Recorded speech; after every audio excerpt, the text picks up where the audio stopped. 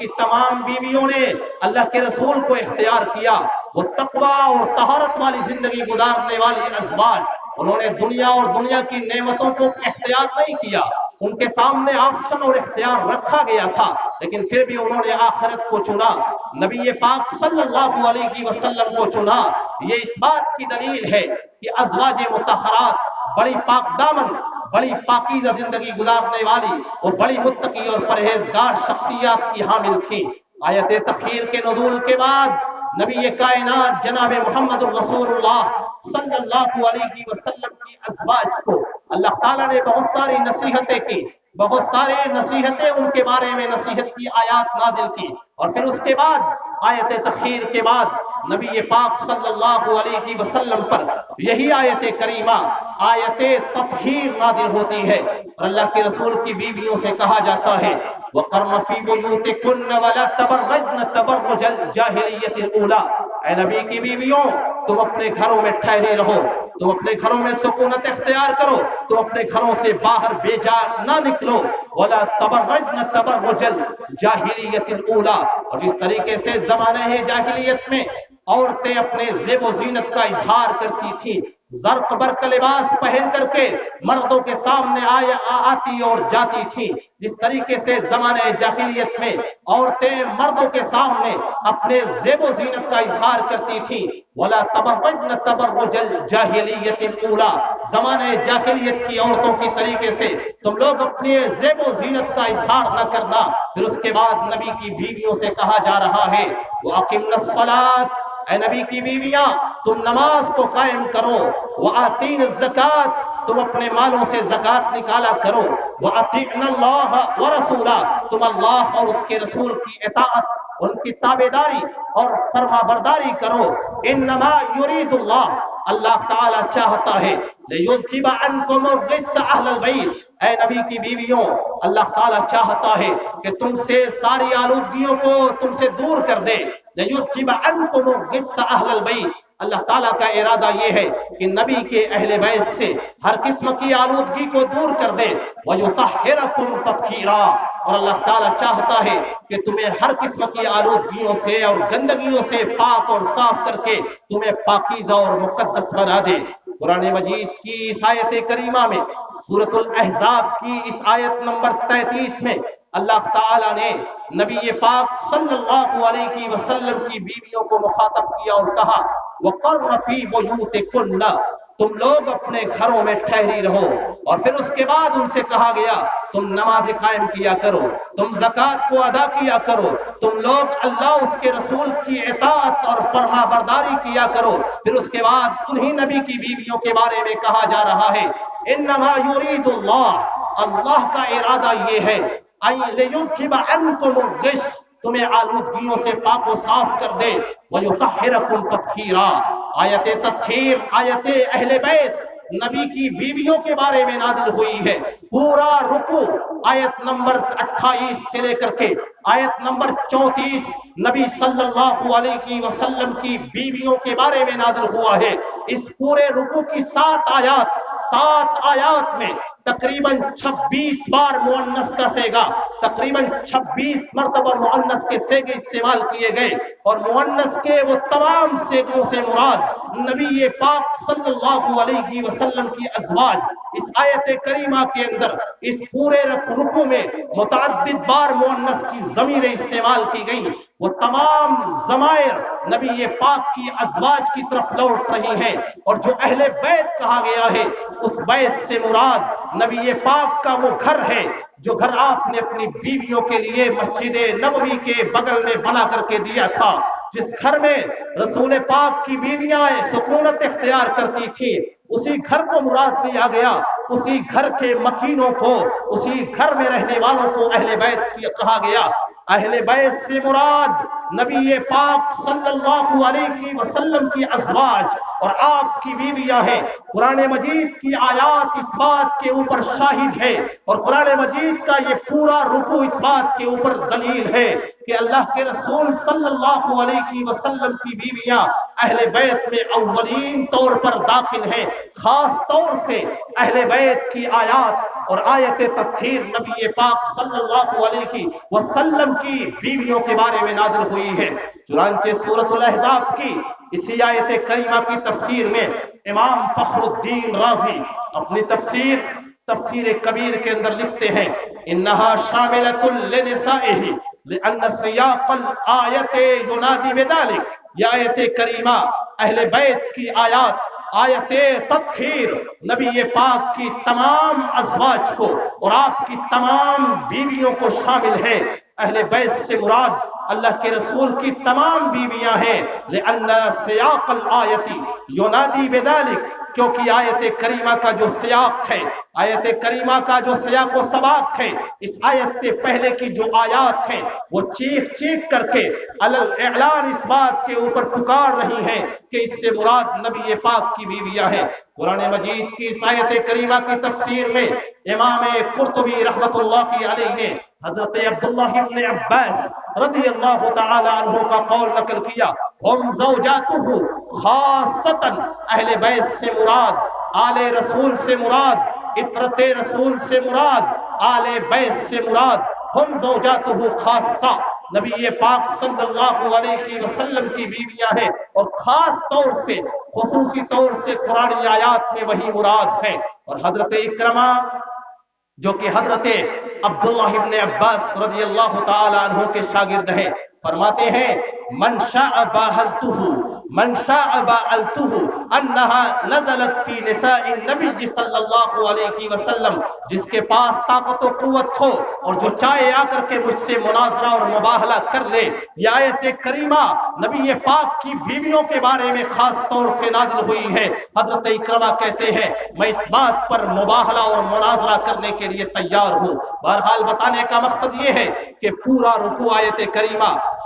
کریمہ اور پورا رکوع آیت تطہیر اور آیت اہل بیت کا پورا سیاق اس بات کی دلیل ہے کہ سب سے پہلے اہل بیت کے اندر اگر کوئی داخل ہے تو وہ نبی صلی اللہ علیہ وسلم کی بیویاں ہیں۔ نبی کائنات جناب محمد رسول اللہ صلی اللہ علیہ وسلم کی ازواج کے بعد اہل بیت میں حضرت علی ابن ابی طالب، آپ کی آل و اولاد بھی داخل ہیں۔ دلیل صحیح مسلم جلد 2 کی وہ روایت جس کی راویہ حضرت عائشہ رضی اللہ تعالی عنہ، حضرت عائشہ فرماتی ہیں نبی پاک صلی اللہ علیہ وسلم خرج النبی صلی اللہ علیہ وسلم غداۃ یوم وعلیہ مرط مرحل من شعر اسود۔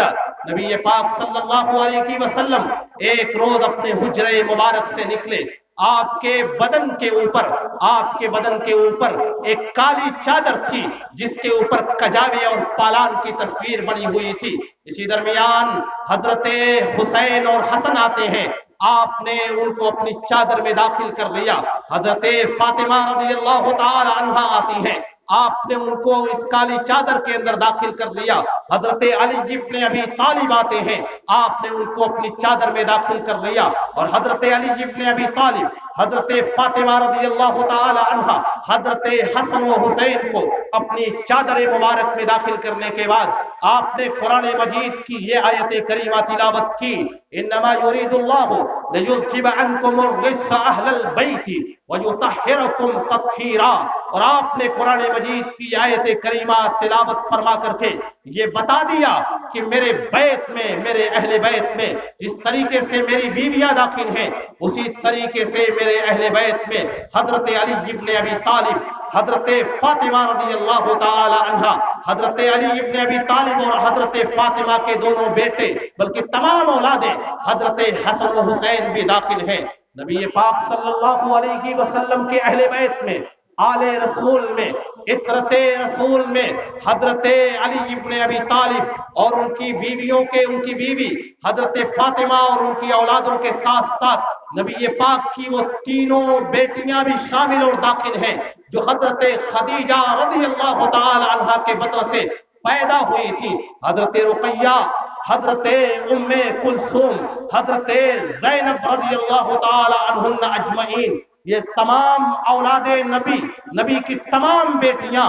آل رسول کے اندر اور اہل بیت میں شامل ہیں. چونکہ آیت تطہیر کے نزول کے وقت جب یہ آیت کریمہ آیت اہل بیت نازل ہوئی تھی سن 8 اور سن 9 ہجری کے اندر، اس وقت حضرت رقیہ، حضرت ام کلثوم اور حضرت زینب کا انتقال ہو چکا تھا، وہ دنیا سے رخصت ہو چکی تھی. جس طریقے سے آیت اہل بیت کے اندر حضرت فاطمہ رضی اللہ تعالی عنہا داخل ہیں، اسی طریقے سے سیدہ زینب، سیدہ ام کلثوم اور سیدہ فاطمہ کے ساتھ ساتھ حضرت ام کلثوم اور رقیہ بھی داخل ہیں، اور ان کی اولادیں حضرت علی ابن ابی العاص، حضرت عبداللہ ابن عثمان، حضرت امامہ بنت ابو العاص بھی آیت اہل بیت کے اندر اور اہل بیت عترت رسول میں داخل اور شامل ہیں. اسی طریقے سے اہل بیت کے اندر حضرت علی ابن ابی طالب کے ساتھ ساتھ حضرت علی کے تمام بھائی بھی داخل اور شامل ہیں. چنانچہ اٹھائیے صحیح مسلم جلد 2 کی وہ روایت جسے حدیث غدیر خم کہا جاتا ہے. حدیث کے راوی حضرت زید ابن ارقم رضی اللہ تعالی عنہ، زید ابن ارقم فرماتے ہیں نبی پاک صلی اللہ علیہ وسلم جب حجۃ الوداع سے واپس آ رہے تھے، حج ادا کرنے کے بعد آپ مکہ المکرمہ سے مدینہ المنورہ جا رہے تھے. مدینے کے راستے میں ایک مقام غدیر خم پر ایک چشمے کے پاس جسے دنیا غدیر خم کے نام سے جانتی ہے، اس چشمے کے پاس آپ نے قیام کیا، اور قیام کرنے کے بعد آپ نے صحابہ کرام کو بڑا بلیغ خطبہ دیا تھا، اور آپ نے ارشاد فرمایا تھا کہ میرے صحابہ، میرے ساتھیوں، میری زندگی کا آخری وقت قریب آنے والا ہے، میری موت کا وقت بالکل قریب آنے والا ہے. یوشک ان یاتی رسول ربی فاجیب، امید ہے ان قریب بہت جلد ملک الموت میرے پاس حاضر ہوگا، رب کی جانب سے فرشتہ، روح کو نکالنے والا فرشتہ میرے پاس آئے گا. فاجیب، اور میں موت کے فرشتے کی دعوت پر لبیک کہتے ہوئے میں دنیا سے رخصت ہو جاؤں گا، لیکن دنیا سے رخصت ہونے کے بعد میں تمہیں تنہا نہیں چھوڑتا. وَأَنَا تَارِكٌ فِيكُمْ ثَقَلَيْنِ، میں تمہارے درمیان 2 عظیم الشان چیزیں چھوڑ کر کے جا رہا ہوں، 2 عظیم الشان اور محتم الشان، 2 بھاری بھرکم چیزیں چھوڑ کر کے جا رہا ہوں. اولہما کتاب اللہ، پہلی چیز اللہ کی کتاب ہے، میں تمہارے درمیان اللہ کی کتاب کو چھوڑ کر کے جا رہا ہوں، لہذا اللہ کی کتاب کو تم لوگ مضبوطی کے ساتھ تھامے رہنا. اور میں تمہارے درمیان اپنے اہل بیت کو چھوڑ کر کے جا رہا ہوں، وہ اہل بیتی، میں تمہارے درمیان چھوڑ کر کے جا رہا ہوں وہ قابل اتباع افراد اہل بیت کو چھوڑ کر کے جا رہا ہوں. اذکرکم اللہ فی اہل بیتی، میں تمہیں اللہ کا واسطہ دیتا ہوں اہل بیت کے بارے میں، اہل بیت کے بارے میں تمہیں اللہ کا واسطہ دے کر کے یہ بات تمہیں یاد دلاتا ہوں کہ میرے اہل بیت پر ظلم نہ کرنا، ان کے ساتھ حسن سلوک کرنا، ان کے حقوق اور ان کے فضائل کا خیال رکھنا. وذکرکم اللہ فی اہل بیتی، آپ نے 3 بار اہل بیت کا نام لیا اور اہل بیت کا تذکرہ کیا، کہا اہل بیت کے حقوق کو، ان کے فضائل کو، ان کے مناقب کو، ان کے مصالح کو اور ان کے حقوق کو یاد رکھنا، اور ان کے ساتھ کبھی بھی ان کے ساتھ ظلم و زیادتی نہ کرنا. پھر اس کے بعد اس حدیث کو جب بیان کرنے کے بعد حضرت زید ابن ارقم خاموش ہوئے تو حضرت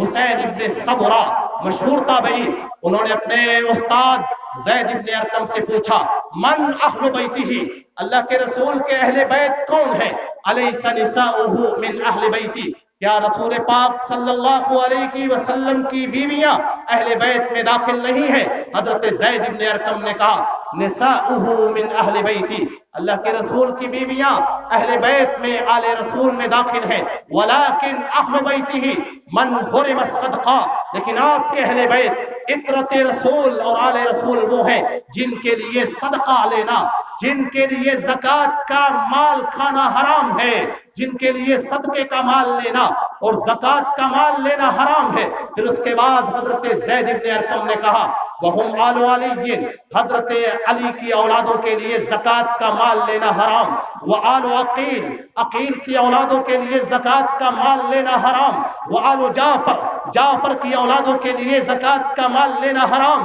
व आलु अब्बास, हजरत अब्बास की औलादों के लिए ज़कात का माल लेना हराम। ये वो अफराद हैं, ये वो अफराद हैं जिनके ऊपर ज़कात हराम है। ये सारे अफराद अहले बैत में दाखिल हैं। नबी पाक सल्लल्लाहु अलैहि वसल्लम के ये आल हैं, ये आपके करीबी रिश्तेदार हैं, ये आपके अहले बैत हैं। अहले बैत में जहां हजरत अली के भाई, हजरत अली के नसब से सारे अफराद दाखिल हैं, वहीं पर अहले बैत में नबी पाक सल्लल्लाहु अलैहि वसल्लम के परदादा हजरत हाशिम के वालिदे गिरामी, हजरत हाशिम के वालिदे गिरामी अब्द मनाफ की चार औलादों में से दो औलादे अहले बैत में दाखिल हैं। हजरत अब्द मनाफ के चार बेटे हाशिम, नौफल, अब्द शम्स और अब्दुल मुत्तलिब। इन चारों औलादों में से सिर्फ बनु हाशिम और बनुल मुत्तलिब अहले बैत में दाखिल हैं। उसकी वजह क्या है? उठाइए सही बुखारी जिल्द 2 की ये रिवायत और हदीस के रावी हजरत जुबैर इब्न मुतइम रदियल्लाहु ताला अन्हु, जुबैर इब्न मुतइम फरमाते हैं, नबी पाक सल्लल्लाहु अलैहि वसल्लम के पास जब खैबर का माल खुमुस आता है, आप उसमें से बनु हाशिम के अफराद को आप माल खुमुस में से ज़बिल कुर्बा के तौर पर माल देते हैं, अपने कराबतदारों को माल देते हैं। आप मुत्तलिब की औलादों और मुत्तलिब की नस्ल के अफरादों को माल खुमुस में से अता करते हैं, लेकिन बनु नौफल और बनु अब्द शम्स को छोड़ देते हैं। चुनांचे बनु नौफल से हजरत जुबैर इब्न मुतइम नौफली, हजरत उस्मान और बनु शम्स से हजरत उस्मान इब्न अफ्फान नबी पाक सल्लल्लाहु अलैहि वसल्लम के पास आते हैं। हदीस के रावी जुबैर इब्न मुतइम फरमाते हैं कि मैं और उस्मान इब्न अफ्फान नबी पाक सल्लल्लाहु अलैहि वसल्लम के दरबार में हाजिर हुए और हाजिर होने के बाद कहा, अल्लाह के रसूल सल्लल्लाहु अलैहि वसल्लम, खैबर से जो माल खुमुस आता है, उस माल खुमुस में से 5वां हिस्सा आपके अहले कुर्बा का होता है, आपके रिश्तेदारों का होता है। आप अब्द मनाफ की औलादों में से बनु हाशिम के तमाम अफराद को उस माल में से कराबतदार समझ के देते हैं। बनु हाशिम के अलावा आप मुत्तलिब की तमाम औलादों को कराबतदार समझ के देते हैं, लेकिन आप बनु नौफल और बनु अब्द शम्स को महरूम कर देते हैं। नबी पाक सल्लल्लाहु अलैहि वसल्लम ने कहा, बनु हाशिम तो आले बैत है, वो आले रसूल से है। मैं मुत्तलिब की औलादों को इसलिए माले खुमुस में से इसलिए अता करता हूँ, उन्हें अपना कराबतदार इसलिए समझता हूँ, क्योंकि ज़माने जाहिलियत में जब मेरे दादा अब्दुल मुत्तलिब को मक्कतुल मुकर्रमा लाया गया था, जबकि उनके वालिदे गिरामी का इंतकाल हो चुका था, हजरत रसूल पाक सल्लल्लाहु अलैहि वसल्लम के दादा के साथ नौफल और बनु अब्द शम्स ने बड़ा जुल्म किया था, उनकी जमीनों को छीनने की कोशिश की थी, लेकिन मुत्तलिब उस वक्त मौजूद थे। मुत्तलिब ने बनु हाशिम की बड़ी हिफाजत की थी, हजरत अब्दुल मुत्तलिब की औलादों की बड़ी हिफाजत की थी। इसीलिए रसूल पाक सल्लल्लाहु अलैहि वसल्लम इरशाद फरमाते हैं, इन्नमा बनु हाशिम व बनुल मुत्तलिब शैउन वाहिदुन, कहा हाशिम की औलादे हो, मुत्तलिब की औलादे हो, ये एक ही कैटेगरी में है, ये एक ही नसब से हैं, क्योंकि ज़माने जाहिलियत में ये दोनों एक साथ थे और ज़माने इस्लाम में भी ये लोग एक साथ रहेंगे। बहरहाल बताने का मकसद ये है कि जिस तरीके से नबी सल्लल्लाहु अलैहि वसल्लम के खानवादे, आपका पूरा नसब बनु हाशिम की तमाम मोमिन औलादें आले रसूल में दाखिल हैं, उसी तरीके से मुत्तलिब की तमाम मोमिन औलादें आले रसूल के अंदर दाखिल और शामिल हैं। इस तरीके से आले रसूल के अंदर, अहले बैत के अंदर अल्लाह के फरमान के मुताबिक नबी पाक की बीवियां हैं, नबी पाक की हदीसों के मुताबिक आले बैत के अंदर हजरत अली इब्न अबी तालिब, हजरत फातिमा रदियल्लाहु ताला अन्हा, हजरत हसन हुसैन दाखिल हैं। आले बैत के अंदर हजरत अली के तमाम भाई दाखिल और शामिल हैं। आले बैत के अंदर हजरत जाफर की औलादें, हजरत अकील की औलादें, हजरत अब्बास की औलादें, हजरत अली की औलादें दाखिल और शामिल हैं। आले آل بیت کے اندر حضرت مطلب کی تمام مومن اولادیں داخل اور شامل ہیں۔ ایک بات بڑی وضاحت کے ساتھ اور بڑی جرأت اور ہمت کے ساتھ میں یہ کہنا چاہوں گا کہ آل بیت کے اندر رسول کے نسب کے وہی افراد اہل بیت مانے جائیں گے اور اہل بیت میں شامل ہوں گے جو مومن ہوں گے۔ اگر وہ انہوں نے ایمان قبول نہیں کیا، اگر وہ ایمان کی نعمت سے محروم ہو گئے، نبی پاک کے کتنے ہی قریبی وہ کیوں نہ ہو، لیکن وہ اہل بیت میں داخل نہیں ہوں گے۔ دلیل کیا ہے؟ حضرت نوح علیہ السلام کا بیٹا جب طوفان نوح کے اندر غرقاب ہو رہا تھا، حضرت نوح نے دعا کی تھی اور کہا تھا کہ حضرت نوح علیہ السلام نے کہا تھا کہ انہو من اہلی، اے اللہ تعالیٰ یہ میرا بیٹا میرے اہل سے ہے، میرے اہل بیت سے ہے اور یہ غرقاب ہو رہا ہے۔ وَإِنَّ وَعْدَكَ الْحَقَّ، اور تیرا وعدہ برحق ہے کہ میں تمہیں اور تمہارے اہل بیت کو اور تمہاری آل و اولاد کو بچا لوں گا۔ اللہ تعالیٰ نے قرآن مجید کے اندر کہا کہ انہو لیس من اہلی، یہ تمہارا بیٹا تو ہے لیکن تمہارا اہل نہیں ہے، تمہارے اہل بیت میں داخل نہیں ہے۔ انہو عمل غیر صالح، یہ مومن بھی نہیں ہے، اس کا عمل اور اس کا کردار اچھا اور بہتر نہیں ہے، لہذا ایمان کی دولت نہیں تھی، اس کے پاس نیک اعمال نہیں تھا۔ تو اللہ تعالیٰ نے قرآن مجید کے اندر حضرت نوح کے بیٹے کے بارے میں کہا تمہارا بیٹا تمہارے اہل بیت میں سے نہیں ہے، فلا تخاطبنی فی الذین ظلموا، لہذا وہ ظالم ہے، وہ مشرک ہے، ظالموں کے بارے میں تم دوبارہ مجھ سے دعا کرنے کے لیے تم مجھے خطاب نہ کرنا۔ حضرت نوح کے بیٹے کو ان کے اہل بیت سے خارج کر دیا گیا۔ یہ اس بات کی دلیل ہے کہ آل رسول اور اہل بیت میں وہی افراد داخل اور شامل ہوں گے، وہی افراد اہل بیت کہلائیں گے جن کو ایمان کی دولت اور ایمان کی نعمت حاصل ہوئی ہو۔ بہرحال یہ تو اہل بیت کا تعارف تھا۔ اہل بیت کے فضائل کیا ہیں، ان کے حقوق کیا ہیں؟ سب سے پہلا حق یہ ہے کہ اہل بیت کے حقوق، ان کے فضائل و مناقب کو یاد رکھا جائے۔ نبی پاک صلی اللہ علیہ وسلم کی وہ حدیث جسے حدیث غدیر خم کہا جاتا ہے، جس کو میں نے آپ کے سامنے بیان کیا، آپ نے اپنی وفات سے تقریباً 2.5 مہینہ قبل یہ حدیث بیان فرمائی تھی اور کہا تھا اذکرکم اللہ فی اہل بیتی، میں اہل بیت کے فضائل، اپنے گھر والوں کے فضائل اور ان کے حقوق کا واسطہ دے کر کے تم سے کہتا ہوں کہ میرے اہل بیت کے اوپر تم ظلم نہ کرنا، ان کے حقوق کو یاد رکھنا، ان کے فضائل کو یاد رکھنا۔ رسول پاک صلی اللہ علیہ وسلم کے اہل بیت کا جو بنیادی حق ہے وہ یہ ہے کہ جس طریقے سے ہم اللہ سے محبت کرتے ہیں، جس طریقے سے ہم رسول اللہ صلی اللہ علیہ وسلم سے محبت کرتے ہیں، اسی طریقے سے ہم اہل بیت سے بھی محبت کا اظہار کریں، اہل بیت سے بھی محبت کریں۔ اٹھائیے صحیح البخاری اور صحیح بخاری جلد اول کی یہ روایت، حدیث کے راوی حضرت ہشام ہے۔ ہشام فرماتے ہیں کہ رسول اللہ صلی اللہ علیہ وسلم حضرت عمر ابن خطاب کے ہاتھ کو پکڑے ہوئے تھے، آپ کے ہاتھ کو پکڑے ہوئے تھے۔ اسی درمیان حضرت عمر ابن خطاب نے کہا اے اللہ کے رسول صلی اللہ علیہ وسلم، میں آپ سے دنیا اور دنیا کی تمام چیزوں سے زیادہ محبت کرتا ہوں سوائے اپنے نفس کے مقابلے میں کسی چیز کو اپنے نفس کے اوپر مقدم نہیں رکھتا، لیکن دنیا اور دنیا کی تمام چیزوں سے زیادہ سوائے اپنے نفس کے میں آپ سے محبت کرتا ہوں۔ رسول اللہ صلی اللہ علیہ وسلم نے ارشاد فرمایا ابھی بھی تم کامل مومن نہیں ہو، ابھی بھی تمہارا ایمان مکمل نہیں ہے۔ لا یؤمن احدکم حتی اکون احب الیہ من والدہ وولدہ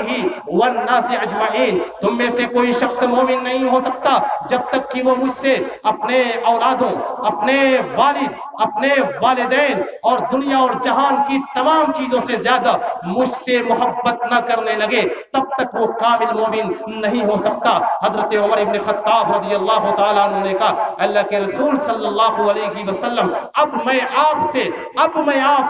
اپنے ایمان کی جانچ اور پڑتال کرنے کے بعد اب میں آپ سے تمام چیزوں سے زیادہ محبت کرتا ہوں۔ رسول پاک صلی اللہ علیہ وسلم نے کہا تمہارا ایمان کامل و مکمل ہے۔ بہرحال بتانے کا مقصد یہ ہے کہ جس طریقے سے ایمان کی علامت علامت یہ ہے، ایمان کی نشانی یہ ہے کہ بندہ رسول اللہ صلی اللہ علیہ وسلم سے محبت کرے۔ اسی طریقے سے ایمان کی علامت اور ایمان بالرسالہ کا یہ بنیادی حق ہے کہ اہل بیت سے بھی محبت کیا جائے، اہل بیت سے محبت کا اظہار کیا جائے۔ اور اللہ کے فضل و کرم سے ہم وہ لوگ ہیں جو اہل بیت سے محبت بھی کرتے ہیں، اور اپنی نمازوں میں، اپنی فرض نمازوں میں، اپنی سنت نمازوں میں دن میں تقریباً 2 درجن سے زیادہ اہل بیت سے اپنی محبت کا اظہار کرتے ہوئے ان پر درود اور رحمت کی دعائیں کرتے ہیں۔ اپنی نمازوں میں تشہد میں یہ دعا پڑھتے ہیں، اللہم صلی علی محمد وعلی آل محمد، اے اللہ تعالیٰ تو اپنی رحمتیں نازل فرما، اپنا درود نازل فرما، اپنی سلامتیاں نازل فرما، اپنی برکتیں نازل فرما محمد صلی اللہ علیہ وسلم پر اور آل محمد پر۔ نبی پاک صلی اللہ علیہ وسلم کے اہل بیت کا بنیادی حق یہی ہے کہ جس طریقے سے رسول اللہ صلی اللہ علیہ وسلم سے محبت کا اظہار کیا جائے، محبت کی جائے، اسی طریقے سے اہل بیت سے محبت کیا جائے۔ اہل بیت کا یہ بنیادی امتیاز ہے کہ دنیا اور دنیا کے تمام مساکین اور فقراء کے لیے اور عاملین کے لیے زکوٰۃ کا مال لینا جائز ہے، لیکن اہل بیت کی فضیلت یہ ہے، نبی پاک صلی اللہ علیہ وسلم نے موطا مالک کی روایت، امام مالک کا بلاغ، حضرت امام مالک فرماتے ہیں بلغنی ان رسول اللہ صلی اللہ علیہ وسلم قال، مجھے یہ خبر پہنچی ہے کہ رسول اللہ صلی اللہ علیہ وسلم نے ارشاد فرمایا کہ انما الصدقہ لا تحل لآل محمد، آل محمد کے لیے، آل محمد کے لیے، آل رسول کے لیے، عترت رسول کے لیے، اہل بیت کے لیے صدقہ کا مال لینا، زکوٰۃ کا مال لینا جائز نہیں ہے۔ انما ہی اوصاف الناس، کیونکہ یہ زکوٰۃ کا مال لینا اور کھانا لوگوں کی گندگی ہوا کرتا ہے، یہ لوگوں کی گندگی ہے، یہ ان کے مال کی غلاظت ہوا کرتی ہے، یہ لوگوں کے نفوس کی غلاظت ہوا کرتی ہے۔ اللہ تعالیٰ نے قرآن مجید کے اندر زکوٰۃ کے بارے میں کہا تھا اور کہا خذ من اموالہم صدقۃ تطہرہم وتزکیہم بہا، ان کے مال سے آپ صدقہ لیجئے اور صدقہ اور زکوٰۃ دے کر کے ان کے نفوس کو بھی پاک و صاف کیجئے اور ان کے مالوں کو بھی پاک و صاف کیجئے۔ تو زکوٰۃ مالوں کو اور نفسوں کو بخالت و کمینگی سے پاک و صاف کرنے کے لیے دیا جاتا ہے، یہ مالوں کی گندگیاں ہوا کرتی ہیں۔ رسول پاک فرماتے ہیں انما ہی اوصاف الناس وانہا لا تحل لآل محمد، یہ لوگوں کی غلاظتیں ہوا کرتی ہیں، آل محمد کے لیے زکوٰۃ کا مال لینا جائز نہیں ہے، وہ کتنے ہی غریب ہو جائے، مسکین ہو جائے، مجبور ہو جائے، لیکن پھر بھی ان کے لیے صدقے کا مال لینا جائز نہیں ہوگا۔ ایک بار صحیح البخاری کی روایت، ایک بار حضرت رسول پاک صلی اللہ علیہ وسلم لوگوں کے درمیان صدقے کی کھجوریں تقسیم کر رہے تھے، زکوٰۃ کی کھجوریں تقسیم کر رہے تھے۔ اسی درمیان آپ کے نواسے حضرت حسن رضی اللہ تعالی عنہ آتے ہیں اور آنے کے بعد آپ کی گود میں بیٹھ جاتے ہیں، اور بیٹھنے کے بعد ان کھجوروں کو ہاتھوں میں لیا، اور بچے کی وہ عادت ہوا کرتی ہے کہ جب وہ کوئی چیز ہاتھ میں لیتا ہے اسے منہ میں ڈال لیتا ہے۔ حضرت حسن نے کھجور کو اٹھایا اور اٹھانے کے بعد اسے منہ میں ڈال لیا۔ اسی درمیان رسول اللہ صلی اللہ علیہ وسلم کی نگاہ مبارک حضرت حسن کے اس کام پر پڑتی ہے، آپ نے ان کے منہ میں اپنی انگلی ڈالی اور کہا قخن قخن، اس کو اپنے منہ سے نکالو اور ٹھوک دو، اور انگلی ڈالی اور انگلی ڈال کر کے آپ نے زکوٰۃ کی اس کھجور کو بھی نکال لیا اور اس کے ساتھ جو لعاب تھا اس کو بھی نکال لیا، اور نکالنے کے بعد اپنے بیٹے سے، اپنے نواسے سے کہا اما شعرت ان الصدقۃ لا تحل لنا، کیا تمہیں یہ نہیں معلوم ہے کہ ہم وہ مقدس لوگ ہیں، ہم آل بیت سے ہیں، ہم آل رسول سے ہیں، ہمارے لیے صدقے کا مال لینا، ہمارے لیے زکوٰۃ کا مال لینا جائز اور درست نہیں ہے۔ ایک بار صحیح مسلم کی روایت میں آتا ہے، ایک بار رسول پاک صلی اللہ علیہ وسلم کے خانوادے کے افراد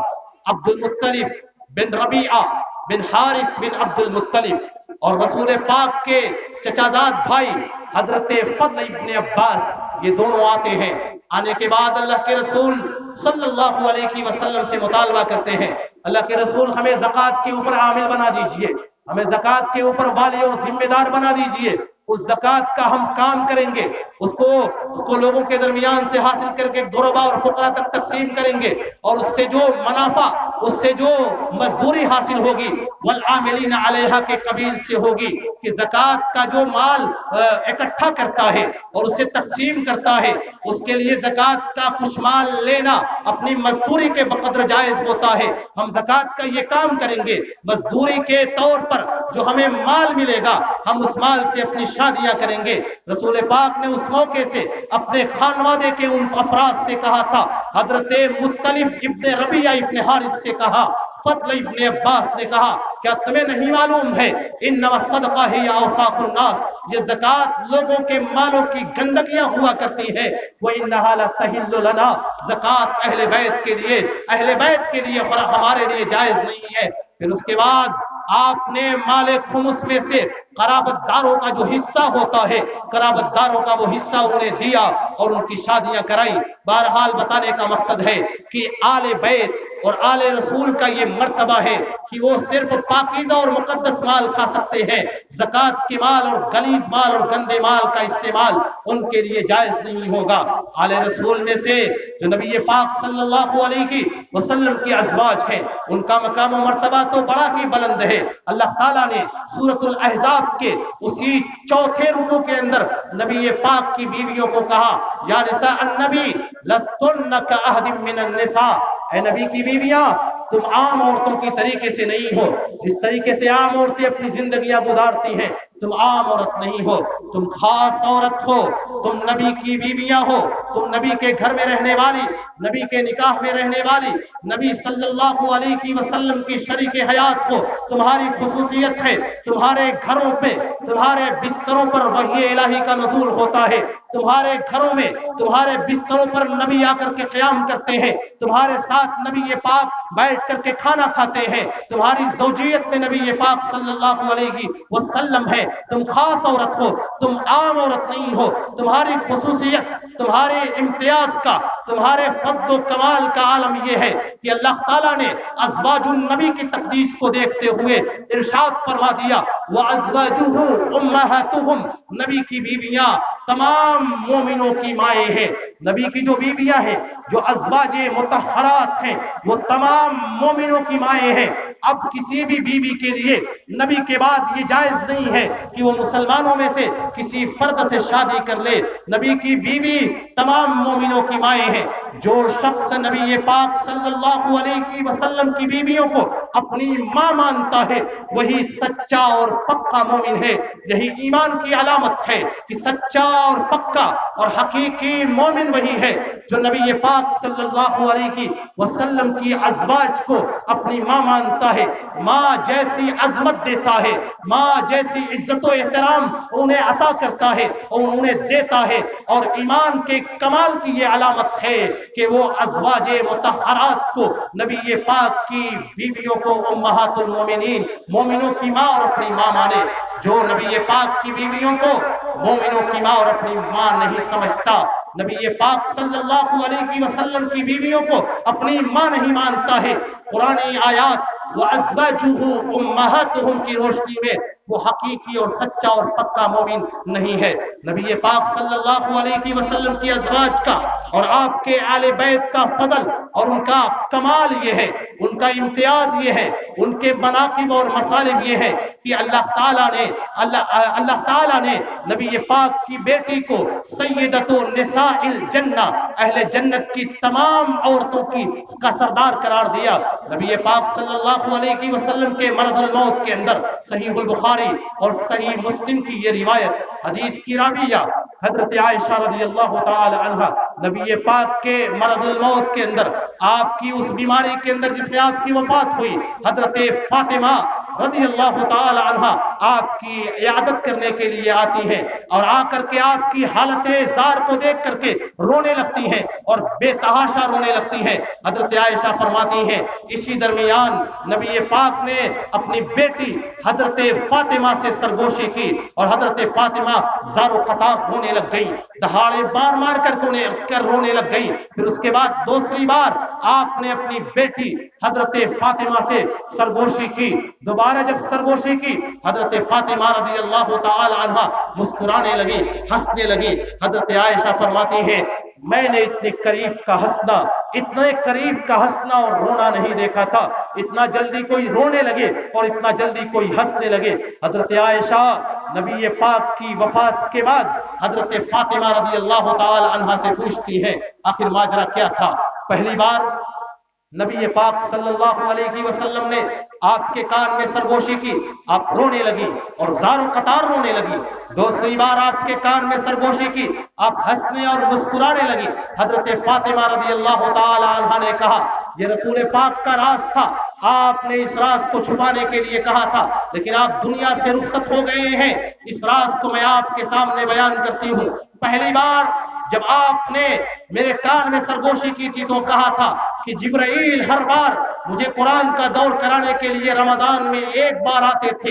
ایک بار قرآن کا دور کراتے تھے، لیکن اس رمضان میں جبرائیل نے مجھے قرآن کا 2 بار دور کرایا ہے۔ مجھے ایسا لگتا ہے کہ میری وفات کا وقت قریب آ رہا ہے، مجھے ایسا محسوس ہو رہا ہے کہ میری زندگی بالکل ختم ہونے کے قریب ہے۔ دوسری بار رسول پاک صلی اللہ علیہ وسلم نے میرے کان سے اپنا منہ قریب کیا اور مجھ سے سرگوشی کی اور کہا کیا تم اس بات سے راضی نہیں ہو اے فاطمہ، تم میری وفات کے متعلق باتیں سن کر کے رو رہی ہو، کیا تم اس بات سے راضی نہیں ہو کہ تم جنت میں جاؤ گی اور جنت میں جانے کے بعد اما ترضین ان تکون سیدتا نساء اہل الجنہ، کیا تم اس بات سے راضی نہیں ہو کہ تم جنت میں جاؤ اور جنت میں جانے کے بعد جنت کی تمام عورتوں کی سردار قرار پاؤ؟ یہ اہل بیت کا فضل و کمال ہے کہ اللہ تعالیٰ نے نبی پاک کی زبانی حضرت فاطمہ رضی اللہ تعالی عنہا کو جنت کی تمام عورتوں کا سردار بنایا،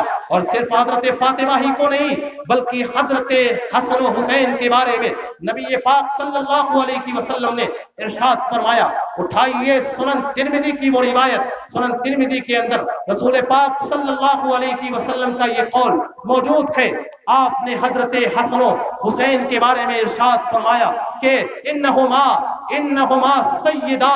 شباب اہل الجنہ، حضرت حسن و حسین کی یہ فضیلت ہے، وہ جنت کے تمام نوجوانوں کے سردار ہوں گے۔ جنت میں وہ لوگ جو دنیا میں نوجوانی کی عالم میں رخصت ہوئے ہیں، جنت میں ان تمام نوجوانوں کے سردار حضرت حسن و حسین ہوں گے۔ اور حضرت ابوبکر صدیق اور عمر فاروق کے بارے میں سنن ترمذی کی روایت میں رسول اللہ صلی اللہ علیہ وسلم نے ارشاد فرمایا، حضرت ابوبکر صدیق اور عمر فاروق آ رہے تھے، آپ نے حضرت ابوبکر صدیق اور عمر فاروق کی جانب اشارہ کیا اور اشارہ کر کے فرمایا ان هذان سیدہ قہور اہل الجنہ، یہ دونوں افراد جو آپ کے پاس آ رہے ہیں، یہ دونوں کے دونوں جنت میں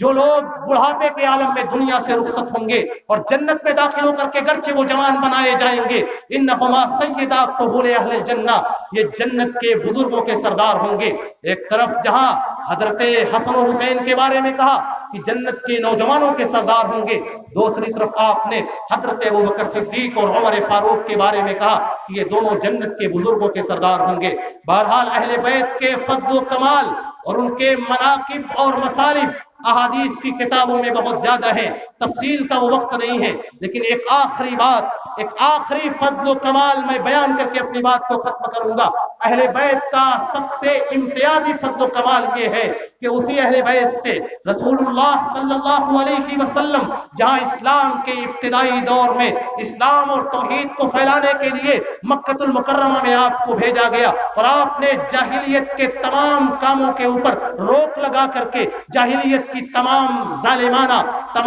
ظالمانہ رسم و رواج کو ختم کر کے آپ نے پورے جزیرۃ العرب کے اندر جہاں توحید کا بول بالا کیا تھا، وہیں پر آل بیت سے، آپ کے اہل بیت سے آخری دور میں، آخری زمانے کے اندر جبکہ ظلم و جور کا غلبہ ہوگا، جبکہ ظلم و جور پورے عالم پر چھا چکا ہوگا، اس آخری دور میں آپ کے اہل بیت سے ایک فرد اٹھے گا جسے دنیا امام مہدی کے نام سے جانتی ہے۔ اٹھائیے سنن ترمذی کی وہ روایت، حدیث کے راوی حضرت انس بن مالک رضی اللہ تعالی عنہ، انس بن مالک فرماتے ہیں رسول اللہ صلی اللہ علیہ وسلم نے ارشاد فرمایا لا تقوم الساعہ لا تقوم الساعہ حتی یملک العرب رجل من اہل بیتی، قیامت کے قائم ہونے سے پہلے پہلے میری اہل بیت سے ایک فرد پیدا ہوگا، میرے اہل بیت سے ایک فرد پیدا ہوگا۔ اور بعض روایتوں میں آتا ہے رسول پاک صلی اللہ علیہ وسلم نے ارشاد فرمایا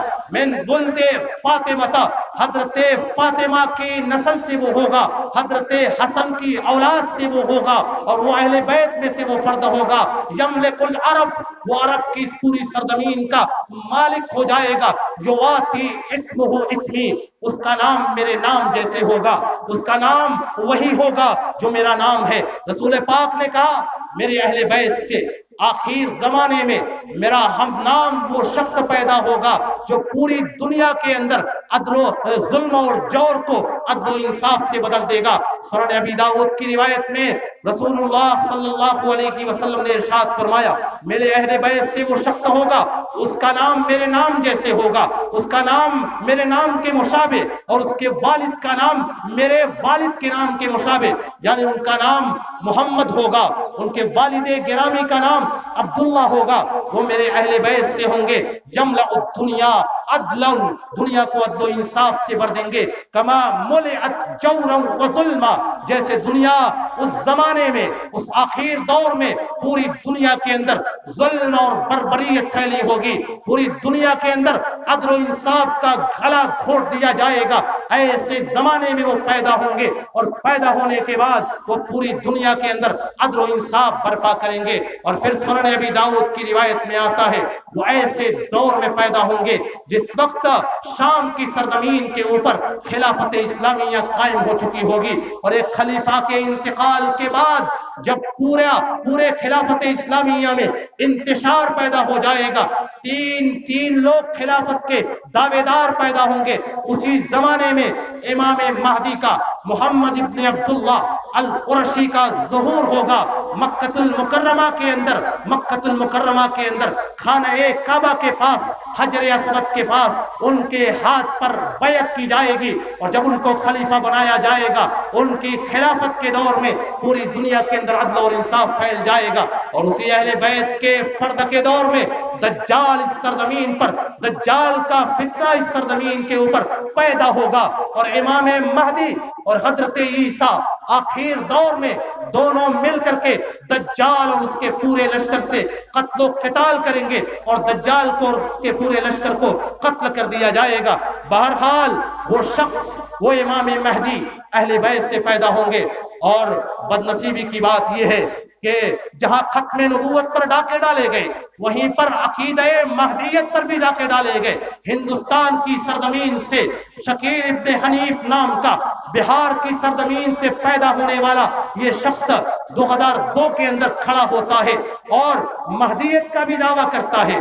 مہدویت کے دعوے کے ساتھ ساتھ وہ عیسیٰ ہونے کا بھی دعویٰ کرتا ہے۔ اور بڑے افسوس کی بات یہ ہے کہ لوگ جہالت و نادانی میں اس کی اتباع اور پیروی کرنے لگ گئے اور اس کے پیروکار بن گئے، حالانکہ یہ بات بالکل بدیہی ہے کہ جو شخص مہدی ہونے کا بھی دعویٰ کرے، جو شخص حضرت عیسیٰ ہونے کا دعویٰ کرے، حالانکہ حضرت مہدی الگ شخصیت ہے، حضرت عیسیٰ الگ شخصیت ہے۔ امام مہدی کا ظہور ابھی نہیں ہوا، وہ پیدا نہیں ہوئے، نبی یہ پاک فرماتے ہیں وہ آخر دور میں پیدا ہوں گے۔ حضرت عیسیٰ علیہ السلام کا وجود دنیا میں ہوا، انہوں نے دعوت و تبلیغ کی، اپنے رسالت کے حقوق کو ادا کیا، پھر اللہ تعالیٰ نے ان کو آسمان پر اٹھا لیا، وہ آسمان پر زندہ اور سلامت موجود ہیں۔ آخر زمانے میں دجال کے دور میں جب دجال کا فتنہ پوری زمین پر پھیل چکا ہوگا، حضرت عیسیٰ علیہ السلام کا نزول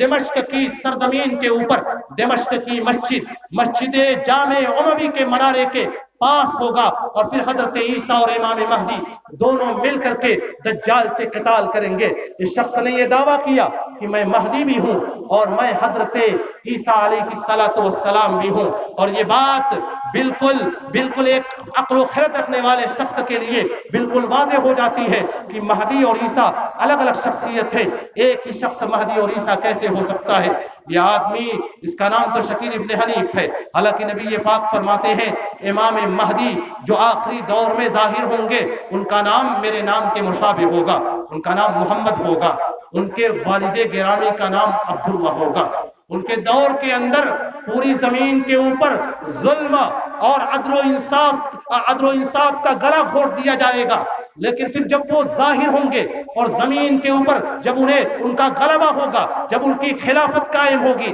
ان کے ہاتھ پر بیعت ہوگی، زمین کے اوپر، پوری زمین کے اوپر خوشحالی پیدا ہو جائے گی. بعض روایات میں نبی پاک صلی اللہ علیہ وسلم ارشاد فرماتے ہیں جانور اور درندے، بھیڑ اور بکریاں ایک گھاٹ پر پانی پئیں گے. اس قدر عدل و انصاف امام مہدی کے دور میں پیدا ہو جائے گا. بہرحال بتانے کا مقصد یہ ہے کہ اہل بیت کے فضائل یہ ہیں کہ اسی اہل بیت سے آخر زمانے میں عطرت رسول سے اور آل رسول سے ایک شخص پیدا ہوگا، جبکہ دنیا کے اندر مسلمانوں کے ساتھ، مومنوں کے ساتھ ظلم ہو رہا ہوگا. وہ آئیں گے، ان کی خلافت اس سرزمین پر قائم ہوگی، وہ ظلم اور جور کو چھاڑ دیں گے اور پوری دنیا کے اندر عدل اور انصاف کا دوبارہ دبدبا اور غلغلہ ہوگا. بہرحال یہ تھے اہل بیت کے فضائل، اہل بیت کے تعارف سے متعلق چند الفاظ اور جملے جو میں نے آپ کے سامنے بیان کیا. آخر میں اللہ تعالیٰ سے دعا ہے کہ الہ العالمین تو ہمیں اہل بیت کے فضائل، ان کے حقوق کو سمجھنے کی اور اہل بیت سے محبت کرنے کی، ان کے طریقے پر چلنے کی توفیق عنایت فرما. رب العالمین جب تک تو ہمیں زندہ رکھ، اسلام کے اوپر زندہ رکھ، جب ہمارا خاتمہ ہو، خاتمہ بالخیر ہو. آمین. وآخر دعوانا ان الحمد للہ رب العالمین. والسلام علیکم ورحمۃ اللہ وبرکاتہ.